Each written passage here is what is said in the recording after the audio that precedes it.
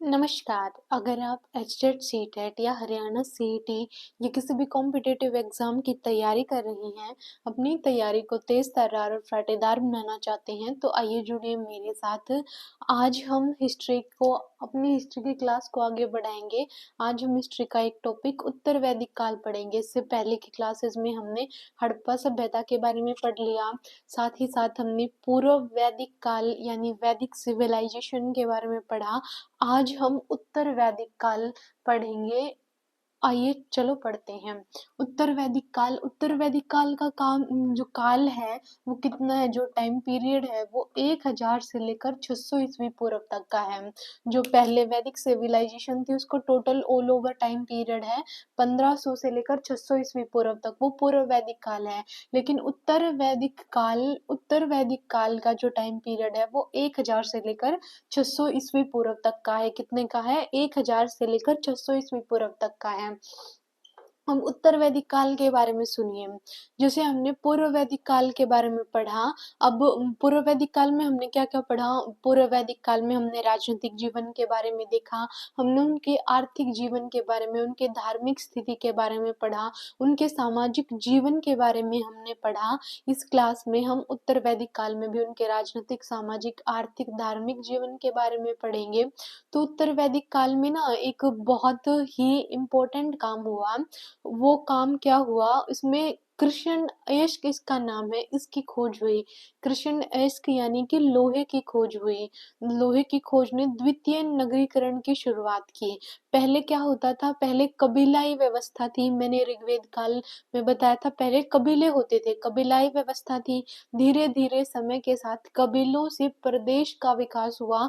कबीलों से प्रदेश कब विकसित हुए? कबीलों से प्रदेश उत्तर वैदिक काल में विकसित हुए। मतलब अब जो राजा होता था वो कबीले का मुखिया न होकर अब पूरे प्रदेश का मुखिया होता था। किसका मुखिया होता था? प्रदेश का मुखिया होता था। लौह इश्क से क्या हुआ? जो कृष्ण इश्क यानी कि लोहा है, उसकी खोज से क्या हुआ? उसकी खोज का परिणाम यह हुआ कि इसे द्वितीय नगरीकरण की शुरुआत हुई। द्वितीय नगरीकरण यानी कि कृषि का क्षेत्र विस्तृत होता चला गया, साथ ही साथ साम्राज्य और प्रदेश विकसित होते चले गए। अब राजा अपना साम्राज्य बढ़ाने के लिए प्रयास करने लगे। अब जो कुछ मैंने आर्य समाज के बारे में पढ़ा था, आर्य लोगों के बारे में बताया था। आर्य समाज में जो आर्य थे, आर्य क्षेत्र में 2 जनपद शामिल नहीं थे। 16 जनपदों के बारे में हम पढ़ चुके हैं। जो 16 जनपद थे वो आर्य क्षेत्र में, जो मगध और अंग है वो आर्य क्षेत्र में शामिल नहीं हुए। आर्य क्षेत्र में शामिल नहीं होने का मतलब है कि इन्होंने जो ऋग्वैदिक काल में जो रूढ़ियाँ थी, जो कुरीतियाँ प्रचलित हो गई थी, जो बाह्य आडंबर विकसित हो गए थे, उनको छोड़कर अपने नगरीकरण में यानी कि अपने विकास में, अपने प्रगति में, अपने आप को आगे बढ़ाने के प्रयास में अपना जीवन लगाया था। मतलब इन्होंने ना जो मगध साम्राज्य था, जो अंग जनपद था, इन्होंने बाह्य आडंबरों कुरीतियों में न फंसकर अपने आर्य क्षेत्र में अपने आप को शामिल न करके अपने साम्राज्य के विस्तार को आगे बढ़ाया था, अपने साम्राज्य का विस्तार किया था। तो बहुत ही इम्पोर्टेंट है कि कौन से जनपद जो है आर्य क्षेत्र में शामिल नहीं थे। तो मगध और अंग जनपद आर्य क्षेत्र में शामिल नहीं थे। और इसी में जो उत्तर वैदिक काल है, इसमें छह दर्शन हुए। हिंदू धर्म के बहुत महत्वपूर्ण दर्शन है षड दर्शन, उनके बारे में पढ़ेंगे। 6 दर्शन हुए उत्तर वैदिक काल में ही। ऋग्वेद के बाद उत्तर वैदिक काल में ही 16 संस्कारों की व्यवस्था प्रचलित हुई और 8 प्रकार के विवाह उत्तर वैदिक काल में किए जाते थे। इन सब के बारे में पढ़ेंगे। सबसे पहला पॉइंट क्लियर हुआ कि मगध और अंग बहुत इंपॉर्टेंट है। ये किस में शामिल नहीं थे? मगध और अंग ये आर्य क्षेत्र में शामिल नहीं थे। क्यों नहीं थे? क्योंकि बाह्य आडंबरों में न फंसकर अपने विस्तार की नीति पर कार्य कर रहे थे। उसके बाद जो पुरु जनपद है और जो भरत जनपद है, उससे मिलकर कुरु जनपद का विकास हुआ था। किससे मिलकर बना है? कुरु जनपद, जो कुरुक्षेत्र में है। कुरु जनपद, पुरु और भरत वही राजा सुदास जिसने 10 राज युद्ध किया था और जीत गया था 10 राजाओं से, वही सुदास, वही उसका वंश। भरत वंश और पुरु वंश, जो पुरु जनपद और भरत जनपद मिलकर क्या बने थे? कुरु जनपद का विकास हुआ था। और तुर्वश और क्रीवी मिलकर पांचाल बने, जो उत्तर वैदिक काल का सर्वाधिक प्राचीन और सर्वाधिक विस्तृत क्या था, सबसे शक्तिशाली था। पांचाल जो साम्राज्य था सबसे शक्तिशाली साम्राज्य था। अब हमने ऋग्वैदिक काल, उत्तर वैदिक काल के जो इम्पोर्टेंट पॉइंट्स ये बताए हैं मैंने। अब इनके राजनीतिक जीवन के बारे में पढ़ते हैं। अब राजनीतिक वैदिक काल के बाद उत्तर वैदिक काल आया, उसमें जो पहले राजनीतिक जीवन था वो थोड़ा अलग था। अब का राजनीतिक जीवन समय के साथ बदल गया, क्योंकि लोहे का विकास हुआ, उसने द्वितीय नगरीकरण किया, साम्राज्य का विस्तार होता चला गया। अब जैसे जैसे साम्राज्य विस्तृत होता है उसकी नीतियों में परिवर्तन करना पड़ेगा, साथ ही साथ उसके साम्राज्य को और विस्तृत करने के प्रयास किए जाने लगे। इसके लिए नई नई खोजें की जाने लगी, नए नए प्रयास होने लगे। तो ये सारे काम इस समय हुए। तो राजनीतिक जीवन में सबसे पहले कबीले का जो अध्यक्ष होता था वो पूरे प्रदेश का राजा होने लगा था। क्या हुआ था, वो प्रदेश का शासक बनने लगा था। राजतंत्र व्यवस्था थी। कैसी व्यवस्था थी, राजतंत्रात्मक व्यवस्था थी। राजा राजतंत्र के आधार पर चुने जाते थे, लेकिन कहीं कहीं पर छुटपुट क्षेत्र में गणतंत्र व्यवस्था भी देखने को मिलती थी। सभा और समिति, ये मैंने बताया था, प्रजापति की दो बेटियां थी। सभा और समिति में महिलाओं को भी शामिल होने का अधिकार होता था, इसमें महिलाएं भी शामिल हो सकती थी। सभा और समिति ये शासन पर निरंकुशता करने के लिए, मतलब शासन व्यवस्था को निरंकुश बनाने के लिए प्रयास करती थी। जो एक राज्य परिषद होती थी, अब तो राजा हो गया, वो पूरा मंत्रिमंडल बनाने लगा, मंत्रिमंडल के साथ साथ वो परिषदों का भी विकास होने लगा। तो परिषद, राज्य परिषद होती थी, उसमें जो उच्च पदाधिकारी होते थे उनको रत्नी कहा जाता था। उनको क्या कहा जाता था, उच्च पदाधिकारियों को रत्नी कहा जाता था। यहाँ की ये राजनीतिक जीवन है। और इस राजनीतिक जीवन में पहले प्रदेश का शासक होता, पहले कबीले का शासक होता था, अब प्रदेश का शासक होने लगा था। राजतंत्र व्यवस्था विद्यमान थी। सभा और समिति ये क्या थी, निरंकुशता पर अंकुश रखने वाली थी।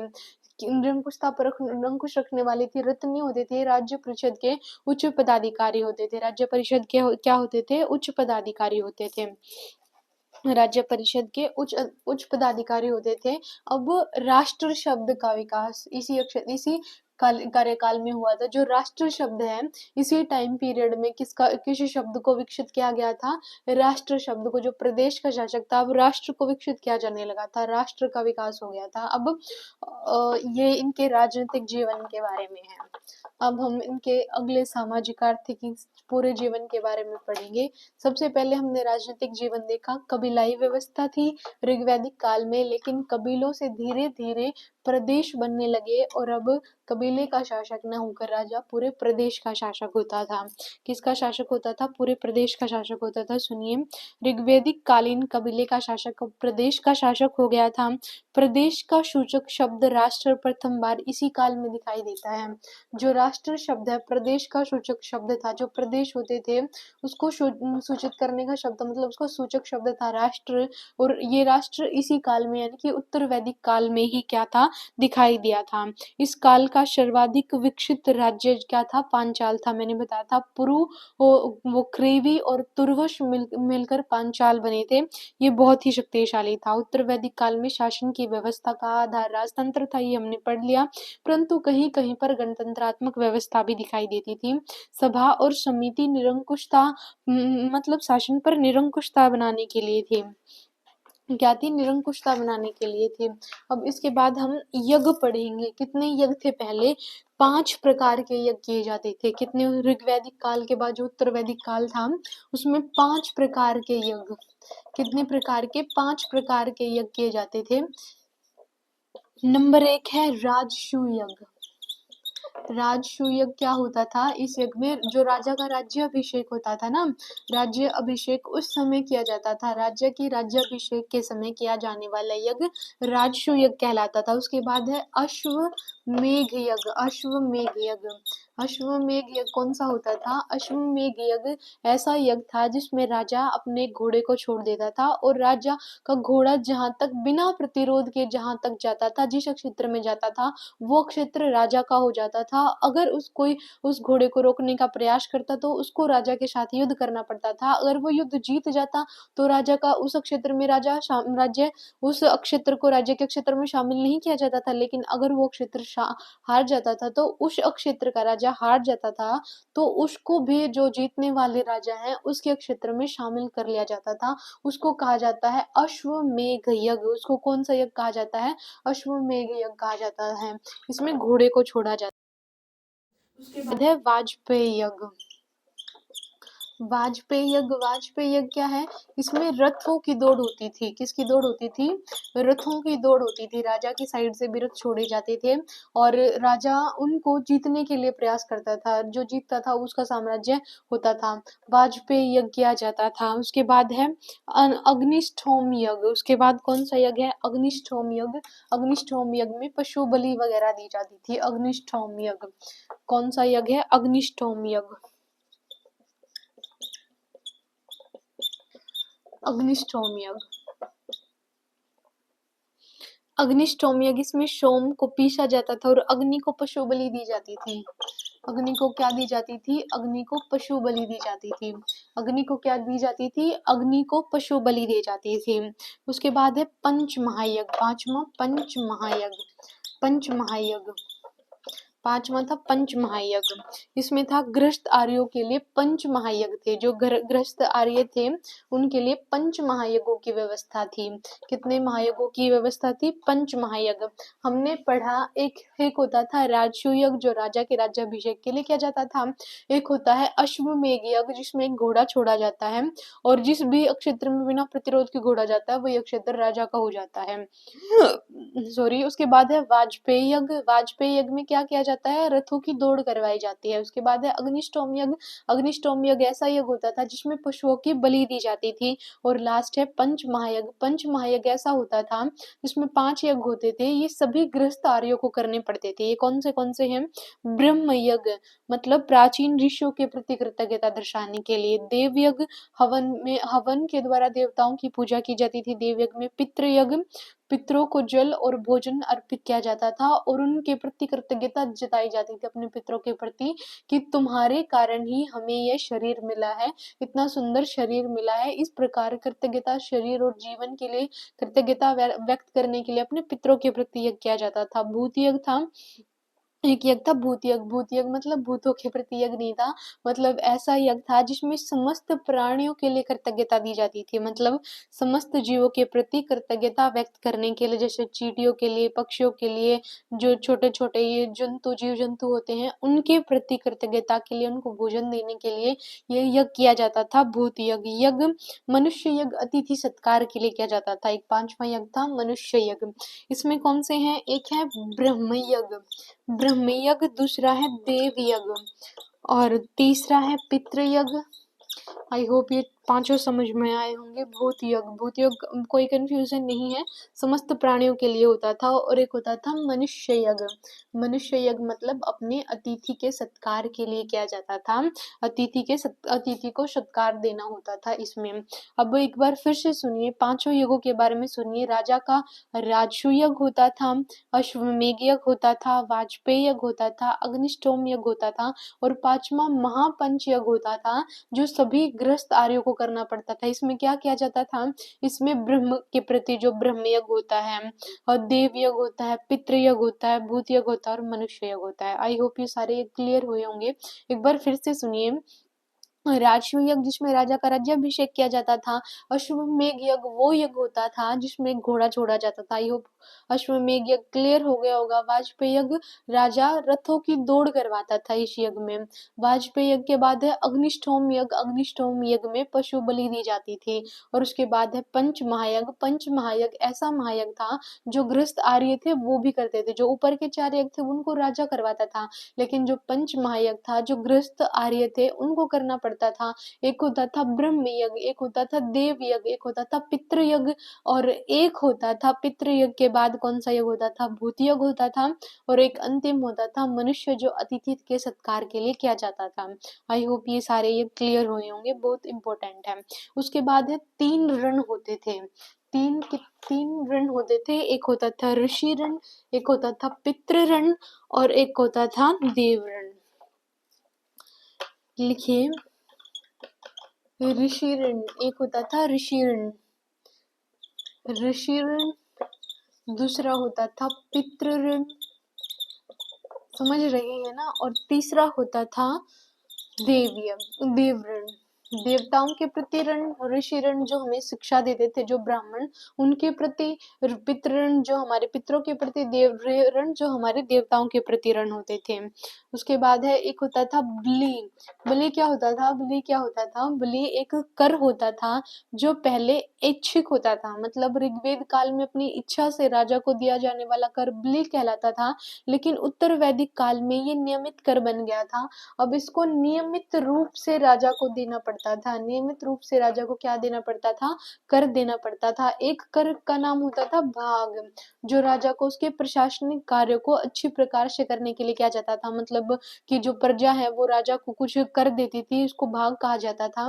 क्यों देती थी वो कर? इसलिए देती थी ताकि वो क्या रहे? सुरक्षित रहे, उनकी जरूरतें की पूर्ति होती रहे, उनका प्रशासनिक व्यवस्था, राज्य की जो साम्राज्य की व्यवस्था है वो अच्छे से बनी रहे, प्रशासन अच्छे से चलता रहे, इसके लिए जनता राजा को कर देती थी, जिसको क्या कहा जाता था? जिसको भाग कहा जाता था। जिसको क्या कहा जाता था? जिसको भाग कहा जाता था। अब आगे पढ़िए। ये हमने राजनीतिक जीवन के बारे में पढ़ा, अब इसके सामाजिक जीवन के बारे में पढ़ते हैं। आई होप राजनीतिक जीवन पूरा समझ में आया होगा। अब हम पढ़ते हैं इसका सामाजिक जीवन।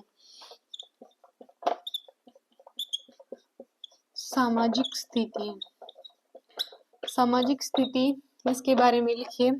सामाजिक स्थिति मतलब वो समाज में रहते कैसे थे, सामाजिक स्थिति कैसी थी यहाँ की, लिखिए, फिर मैं एक्सप्लेन करूंगी। वर्ण व्यवस्था थी जो, अब वो जन्म पर, पहले कर्म पर आधारित थी, अब वो जन्म पर आधारित हो गई थी।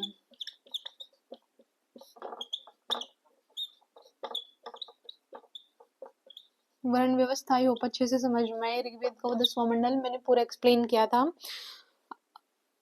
वर्ण व्यवस्था अब जन्म पर आधारित हो गई थी। जो महिलाएं हैं, महिलाएं व शूद्र, उनकी स्थिति क्या हुई थी? उनकी स्थिति गिर गई थी।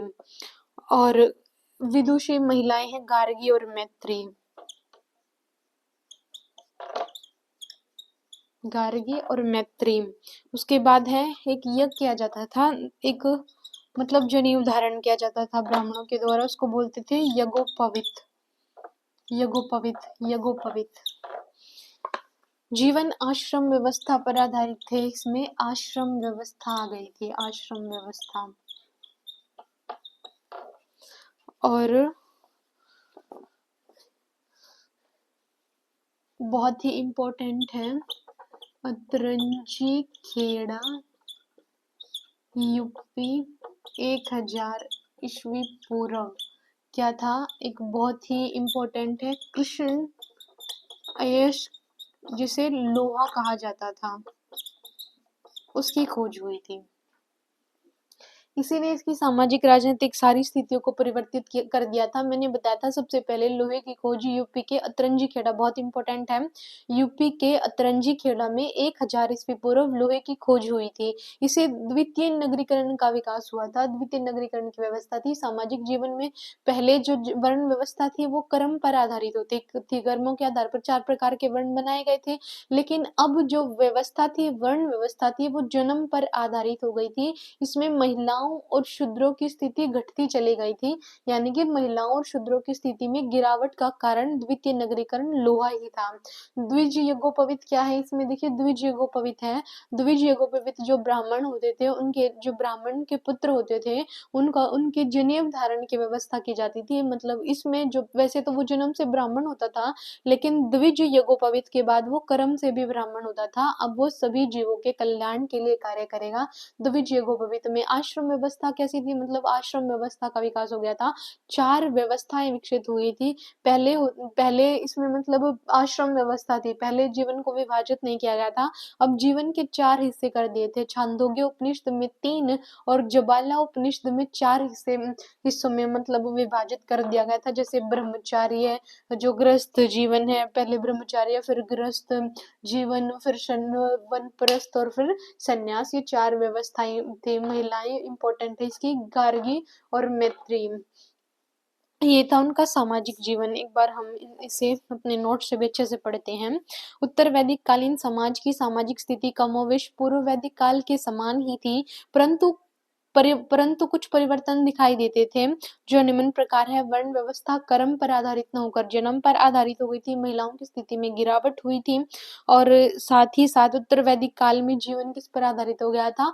आश्रम व्यवस्था पर आधारित हो गया था। छांदोग्य उपनिषद में 3 प्रकार की बताई गई हैं, 3 आश्रमों का विभाजन है और ज्वालोपनिषद में 4 बताए गए हैं।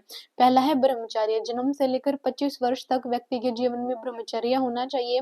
उसके बाद है ब्रह्मचर्य मतलब इसमें शिक्षा दीक्षा लेनी चाहिए। उसके बाद है गृहस्थाश्रम, विवाह करके अपना घर बसाना चाहिए। गृहस्थाश्रम परिवार में रहते हुए गृहस्थ जीवन का भोग यज्ञ और धार्मिक कार्य करने चाहिए। उसके बाद है वानप्रस्थ, इसमें मनुष्य अपने परिवार गांव समाज को त्याग कर वनप्रस्थ करता है तथा अपनी इंद्रियों पर नियंत्रण स्थापित कर अध्ययन व ध्यान का कार्य करता है। अध्ययन और ध्यान का कार्य करता है। उसके बाद है संन्यास। संन्यास मतलब वनप्रस्थ में वो क्या करता है? वो सुबह वन में जाता है, शाम को अपने घर वापस लौट आता है और अपने परिवार को अगर उसकी आवश्यकता होती है तो उनकी पूर्ति करता है। उसकी जहाँ जरूरत है, जहाँ उसको ज्ञान देने की आवश्यकता है, जहाँ उसको अपने परिवार को समझाने की आवश्यकता है, उनको समझाता है वानप्रस्थ आश्रम में। उसके बाद है संन्यास। संन्यास में वो पूर्ण रूप से अपने घर का त्याग कर देता है और वही वन में रहकर ही क्या करता है? वो मोक्ष की प्राप्ति कर लेता है। उसके पश्चात देखिए आर्थिक जीवन।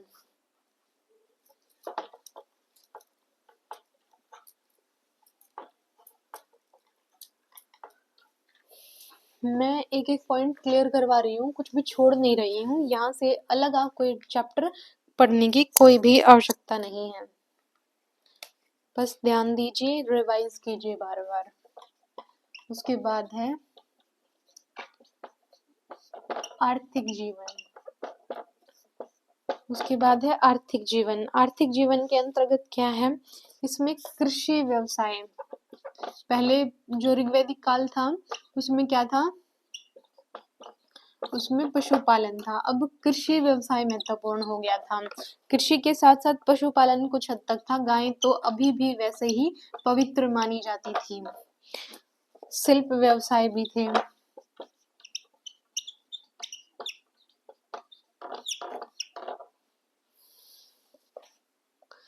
इसमें इतना ही है आर्थिक जीवन के अंतर्गत, मतलब अपना आर्थिक जीवन कैसे वस्तु विनिमय भी था।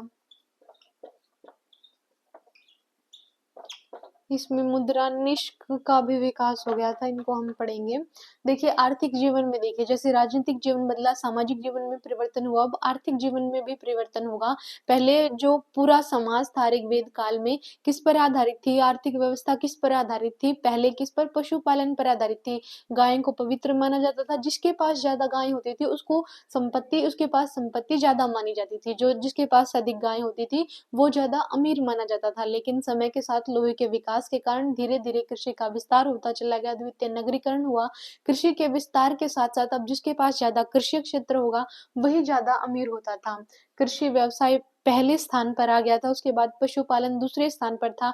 शिल्प व्यवसाय भी थे, जैसे सुनार, कुम्हार, बढ़ई, कढ़ई करने वाले, ये व्यवसाय भी थे। सोना, चांदी, लोहा, इनसे भी अलग अलग आभूषण निर्मित होने लगे थे और इनके माध्यम से भी व्यापार होता था। वस्तु विनिमय के बाद शिल्प व्यवसाय भी कुछ हद तक होता था, मतलब इसमें कुछ काम राजा के प्रति भी, जो शिल्पकार हैं, जो बढ़ई हैं, जो कुम्हार हैं, उनको कई बार राजा के दरबार में जाकर भी काम करना पड़ता था। ऐसे शिल्प व्यवस्था भी थी। मुद्रा का भी धीरे धीरे विकास हुआ था। वस्तु विनिमय बहुत महत्वपूर्ण था। वस्तु विनिमय क्या था? वस्तु विनिमय बहुत महत्वपूर्ण था। देखिए इस काल में आर्यों का मुख्य व्यवसाय पशुपालन के स्थान पर कृषि हो गया था। शपथ ब्राह्मण के जो शतपथ ब्राह्मण में कृषि की 4 क्रियाएं जुताई, बुवाई, कटाई और मुड़ाई का उल्लेख है। शतपथ जो यज्ञ था, ये शतपथ ब्राह्मण ग्रंथ था, ये मैंने पहले वाली क्लास में आपको बता रखा है। एक था 24 बैलों द्वारा खींचा जाने वाला एक हल होता था। ये राजा जनक के पास होता था। इसका उल्लेख काठक संहिता में मिलता है। कौन सी संहिता में मिलता है? काठक संहिता में मिलता है। और पशुपालन भी महत्वपूर्ण व्यवसाय था। गाय को ऋग्वेद के समान ही पूजनीय माना गया था। कृषि के अलावा अनेक शिल्प व्यवसाय भी इसमें किए जाते थे। ब्राह्मण ग्रंथों में श्रेणियों का उल्लेख हुआ, जिस प्रकार प्रधान व्यापारी श्रेष्ठीन होते थे और जो सूदखोर होते थे उसको कुशीदिन कहा जाता था। जो सूदखोर होते थे, सूदखोर यानी कि जो कर वसूलने वाले, उसको किसी दिन कहा जाता था। किसी दिन, ऐसे जैसे कर किस दिन लेने आएगा मतलब, तो उसको किसी दिन बोल सकते हैं, सूदखोर किसी दिन कहते थे। और ये मैंने बता ही दिया आपको कि इस काल में सोना, चांदी, टीन, तांबा, कांसा आदि धातुओं का प्रयोग बढ़ गया था। भारत में लोहे की खोज इसी काल में होती थी। इसके प्रमाण यूपी के अतरंजी खेड़ा में 1000 ईस्वी पूर्व से मिलते हैं। वैदिक काल में लोहे को कृष्ण अयश कहा जाता था। लोहे की खोज से द्वितीय नगरीकरण की शुरुआत हुई, ये हम पढ़ चुके हैं। वस्तुओं में ये मैंने बता ही दिया आपको, मैं कोई भी पॉइंट छोड़ नहीं रही हूँ, स्किप नहीं कर रहे हैं हम, बिल्कुल डीपली और फास्टली पढ़ रहे हैं। व्यापार में वस्तु विनिमय के साथ साथ मुद्रा यानी कि एक निष्क होगा। ये क्वेश्चन भी आता है कि निष्क क्या है, तो निष्क एक स्वर्ण खंड है और इसका मुद्रा के रूप में भी प्रयोग किया जाता था। निष्क क्या है? एक स्वर्ण खंड, याद रखना इंपॉर्टेंट है। निष्क क्या है? एक स्वर्ण खंड है और इसका मुद्रा के रूप में भी स्वर्ण खंड मुद्रा प्रचलन भी प्रारंभ हो गया था। अब इनकी धार्मिक स्थिति देखिए, अब इनकी धार्मिक स्थिति के बारे में पढ़ते हैं। धार्मिक स्थिति और 16 संस्कार, बस इसमें यही बचा हुआ है, फिर हमारा पूरा चैप्टर एकदम स्टार्टिंग से लेकर कंप्लीट हो जाएगा। ये हम पूरी वैदिक सिविलाइजेशन को पढ़ लेंगे। अब है धार्मिक स्थिति। धार्मिक स्थिति के बारे में सुनिए। पहले इंद्र और अग्नि होते थे इम्पोर्टेंट। जो ऋग्वैदिक काल था उसमें इंद्र और अग्नि देवता, इंद्र का हमने पढ़ा था 250 बार और अग्नि का 200 बार ऋग्वेद में नाम मिलता है, ये इम्पोर्टेंट थे। लेकिन अब इंद्र और अग्नि के स्थान पर प्रजापति देवता को क्या माना जाता था? सर्वश्रेष्ठ माना जाने लगा था। क्या माना जाने लगा था? सर्वश्रेष्ठ माना जाने लगा था। जो विष्णु है उसको संरक्षक और जो रुद्र भगवान है उनको संहारक माना जाता था। संहारक क्या माना जाता था? संहारक माना जाने लगा था। बहुदेववाद इसी समय की देन है। बहुदेववाद, यज्ञ अनुष्ठान और धार्मिक कृत्य किए जाते थे। यज्ञ अनुष्ठान व धार्मिक कृत्य, हमने यज्ञों के बारे में पढ़ लिया है पूरा, 5 यज्ञ। धार्मिक कृत्य, धार्मिक स्थिति में इतना कुछ इम्पोर्टेंट नहीं है, बस यही है। बहुदेववाद, प्रजापति सर्वश्रेष्ठ देवता थे, यज्ञ अनुष्ठान धार्मिक कृत्य किए जाते थे। सुनिए, हाँ इसमें 6 दर्शन इम्पोर्टेंट है, वो हम पढ़ेंगे। षड दर्शन देखिए, इसमें इंद्र और अग्नि का महत्व कम हो गया। अब प्रजापति जो सृष्टि के निर्माता थे उनको सर्वोच्च स्थान प्राप्त हो गया। पशुओं के देवता रुद्र की पूजा शिव के रूप में होने लगी थी और विष्णु को सृष्टि के संरक्षक के रूप में पूजा जाता था। उत्तर वैदिक काल में बहुदेववाद विकसित हुआ था और षड दर्शन का प्रादुर्भाव हुआ था।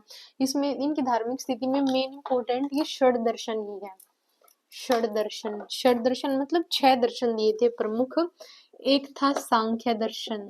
सांख्य दर्शन दिया था कपिल मुनि ने। सांख्य दर्शन कपिल मुनि। नंबर 2 पर था योग पतंजलि ने दिया था। पतंजलि ने योग दर्शन के बारे में बताया था। तीसरा है न्याय दर्शन। न्याय दर्शन गौतम ने बताया था। किसने? गौतम ने। न्याय सूत्र इसको बोलते हैं। 4 है पूर्व मीमांसा, पूर्व मीमांसा। और 5 है उत्तर मीमांसा। पूर्व मीमांसा जैमिनी होते थे, ऋषि जैमिनी। सरनेम भी होता है ना ब्राह्मणों में, जैमिनी। और उत्तर मीमांसा में क्या होता था? ये एक थे बद्रायण ऋषि और अंतिम था चार्वक। ये चार्वक ने ही दिया था। चरावक, सॉरी चार्वक नहीं, चरावक ये चरावक ऋषि ने बताए थे। ये षड दर्शन थे। देखिए, सांख्य दर्शन कपिल मुनि ने दिया था। योग दर्शन के बारे में पतंजलि ने बताया था। न्याय दर्शन गौतम की देन है, इसको न्याय सूत्र भी बोलते हैं। और पूर्व मीमांसा जैमिनी मुनि होते थे। एक उत्तर मीमांसा, पूर्व मीमांसा, उत्तर मीमांसा बद्रायण ने दी थी और चरावक या चावरक, सॉरी चावरक, ये चावरक ऋषि ने दिया था। चावरक ऋषि। तो ये 6 दर्शन थे, ये इनकी धार्मिक स्थिति थी।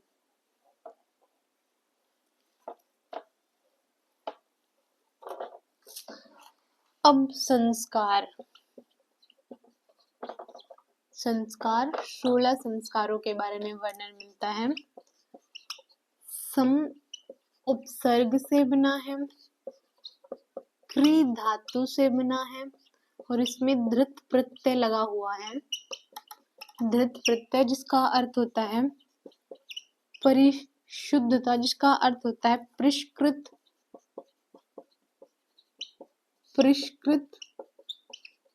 शुद्ध और पवित्र। संस्कार क्यों दिए जाते हैं तो आप सबको एक्सप्लेन करने की कोई जरूरत नहीं। हमारे नैतिक, सामाजिक, सभी प्रकार की डेवलपमेंट में संस्कार बहुत इंपॉर्टेंट होते हैं। 16 संस्कार होते हैं। अब इनकी हम स्टडी करते हैं। ये देखिए, सम उपसर्ग क्री धातु और धृत प्रत्यय लगाकर बना है, जिसका अर्थ होता है परिष्कृत, शुद्ध और पवित्र। पहला संस्कार होता है गर्भदान के समय।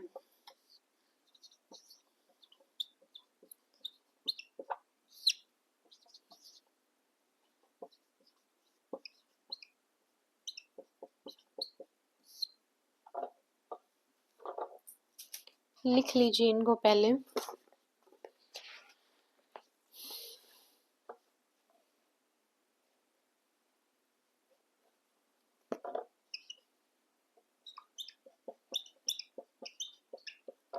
सीमंतोन्नयन 4 है, जातकर्म 5 है, नामकरण 6 है, निष्कर्मण 7 है, अन्नप्राशन 8 है, चूड़ाकरण। पहले 8 के बारे में ही सुनिए।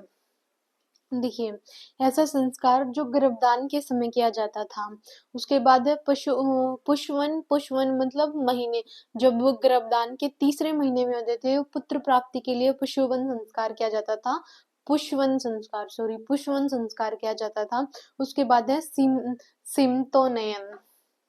सिमतोनयन मतलब इसमें क्या होता था, इसमें जो क्षत्रिय जिसने गर्भ धारण कर रखा है उसके बालों को ऊपर उठाकर कुछ सुगंधित प्रकार के सुगंध उसके बालों में छोड़ दी जाती थी, जिससे वो क्या रहे, वो खुश रहे।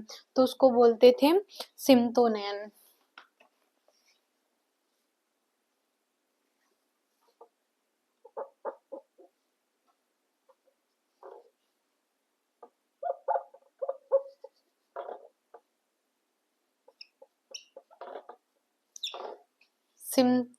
सिमंतोनयन।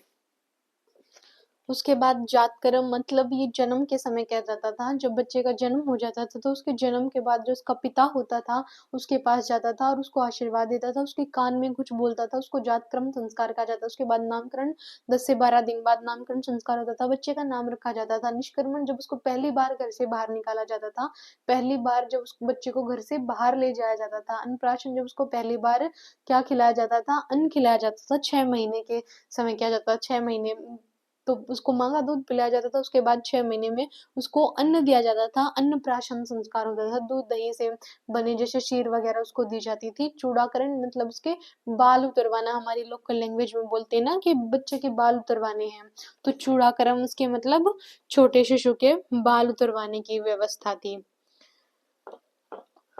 करण वेदन, उसके बाद लिखिए करण वेदन मतलब इसमें कान छिदवाया जाता था बच्चे का। ये 9वां संस्कार होता था। 10वां विद्यारंभ। 11वां उपनयन संस्कार। उपनयन संस्कार पता है क्या होता है? उपनयन संस्कार वह संस्कार होता है जिसमें बच्चा अपने गुरु के पास जाकर शिक्षा ग्रहण करता है, उसको क्या बोलते हैं? उपनयन संस्कार। वो उसी के पास रहता है, उपनयन संस्कार होता है। उपनयन के बाद उसको वेदारंभ, वेदों का ज्ञान दिया जाता है। उसके बाद केशांत, जब उसकी पहली बार मतलब बड़ा होने के बाद उसकी शेविंग वगैरह करवाई जाती है ना, उसकी दाढ़ी मूछ बनाई जाती है, तो उसको केशांत संस्कार बोलते हैं। इसको गोदान संस्कार भी बोलते हैं। इसको गोदान संस्कार इसलिए बोला जाता है क्योंकि इस संस्कार में जब एक पिता है वो वहीं जहाँ पर उसका पुत्र अपनी शिक्षा ले रहा है आश्रम में, वहीं जाकर जो गुरु होता था उसको गाय का दान देता था, इसलिए उसको गोदान संस्कार भी बोला जाता है, केशांत संस्कार को। उसके बाद है समावर्तन। समावर्तन ऐसा संस्कार होता है जिसमें बच्चा शिक्षा ग्रहण करके अपने घर वापस आ जाता है, और ये 15वां संस्कार उसका विवाह संस्कार होता है। और एक अंतिम संस्कार होता है 16वां अंतिम संस्कार होता है। इतना ही उसके जीवन में संस्कारों का वर्णन मिलता है। हमारे कितने संस्कार होते हैं? 16 संस्कार होते हैं जन्म से लेकर मृत्यु तक। सबसे पहले गर्भदान संस्कार होता है, उसके बाद पुष्पवन संस्कार होता है, उसके बाद सीमंतोन्नयन संस्कार होता है, जातकर्म, नामकरण, निष्कर्मण, अन्नप्राशन, चूड़ाकर्म, करण वेदन और विद्यारंभ, उपनयन संस्कार, वेदारंभ के बाद केशांत या गोदान संस्कार, उसके बाद समावर्तन और विवाह और अंतिम संस्कार। अब देखिए विवाह भी 8 प्रकार के बताए हैं। 8 प्रकार के विवाहों का वर्णन है।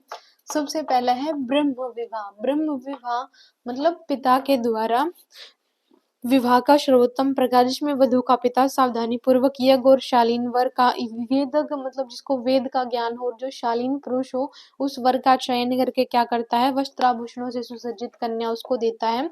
इसको बोलते हैं ब्रह्म विवाह। क्या बोलते हैं? ब्रह्म विवाह। ब्रह्म विवाह आज के टाइम में अरेंज मैरिज इसको बोल सकते हैं। ब्रह्म विवाह। देव विवाह मतलब ऐसा विवाह जिसमें जिस व्यक्ति को देव कार्य करने आती थी ना, मतलब पिता जो कन्या का पिता था वो बुला लेता था पुरोहितों को और उनसे यज्ञ वगैरह करवाता था। जो सबसे अच्छा यज्ञ करता था उसी के साथ अपनी कन्या का विवाह कर देता था, उसको बोलते हैं देव विवाह। तीसरा है अर्श विवाह। अर्श विवाह मतलब इस विवाह में कन्या का पिता कन्या के एवज में वर के यज्ञिक क्रियाएं संपन्न करवानी हेतु एक जोड़ी गाय और बैल प्राप्त करता था। मतलब गाय और एक जोड़ी बैल लेता था और अपनी कन्या का विवाह कर देता था। उसके बाद है प्रजापति विवाह मतलब विवाह करके उसको सामाजिक कार्य करने का आदेश देता था। अशुर विवाह मतलब कन्या का पिता और उसके संबंधी वर पक्ष से धन लेकर, मतलब अब तो दहेज दिया जाता है लेकिन पहले वर पक्ष से ही पैसे लिए जाते थे, उससे ही धन लिया जाता था और अपनी कन्या दी जाती थी, उसको बोलते हैं अशुर विवाह। उसके बाद है गंधर्व विवाह। माता पिता की इच्छा के बिना वर वधू एक दूसरे से शादी कर लेते हैं। और राक्षस विवाह बलपूर्वक कन्या का अपहरण करके उससे शादी करना। और पैशाच विवाह मतलब गलत रूप से किसी के साथ कुछ गलत करके फिर उससे विवाह करना। सवर्ण विवाह, ये तो 8 प्रकार के विवाह थे। अब है सवर्ण विवाह मतलब एंडोगेमी अपनी वर्णीय जाति में विवाह करना, एक्सोगेमी बाहर विवाह करना, अनुलोम विवाह प्रतिलोम ये मैं बता चुकी हूँ। उसके बाद है अंतिम संस्कार। ये मैंने बताया था कि 16 संस्कारों का अंतिम संस्कार ये था। हमने पूरे उत्तर वैदिक काल के बारे में डीपली पढ़ा है, उसकी सामाजिक, राजनीतिक, धार्मिक सारी स्थितियों के बारे में पढ़ा है हमने। वैदिक से लेकर पूर्व वैदिक से लेकर उत्तर वैदिक तक का सफर तय किया है। उनकी जीवन शैली कैसी थी, रहन सहन कैसा था, खान पान कैसा था, ये सभी हमने पढ़े हैं। तो आज की क्लास में इतना ही। धन्यवाद।